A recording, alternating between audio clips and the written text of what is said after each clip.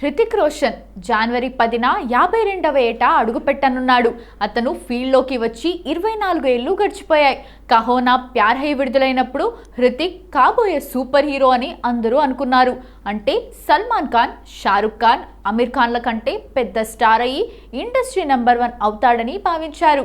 కానీ అలా జరగలేదు. అలా జరగకుండా కూడా ఉండలేదు. హృతిక్ పెద్ద స్టార్గా ఉన్నప్పటికీ టాప్ 5లో ఒకటిగా మాత్రమే నిలిచాడు. రణ్వీర్ సింగ్, రణ్బీర్ కపూర్ లాంటి ఈ తరం హీరోలు ఉన్న హృతిక్ సినిమా ఓపెనింగ్స్ భారీగా ఉంటాయి. తన కెరీర్లో నటనను, యాక్షన్ను భలే చేసుకుంటూ లేడీ ఫ్యాన్స్తో పాటు యూత్ను కూడా తనను ఫాలో అయ్యేలా చేసుకున్నాడు. కోయి మిల్ గయాతో పిల్లల్ని, ధూమ్ 2, జోధా అక్బర్, జిందగీ నా మిలేగి దొబారా సినిమాలు హృతిక్ భుజాలు ఎంత విశాలమైనవో, అవి ఎంతెంత పెద్ద సినిమాలు మోయగలవో నిరూపించాయి. అన్నిటికంటే విశేషం ఏంటంటే క్రిష్ పేరుతో హృతిక్ రోషన్ ఒక ఇండియన్ సూపర్ హీరోను ఇవ్వటం.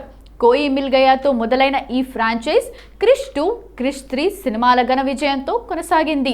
దుర్మార్గులను, దుష్టులను తన సూపర్ పవర్స్తో సంహరించే క్రిష్గా హృతిక్ రోషన్ పెద్ద ఇమేజ్ని తెచ్చుకున్నాడు.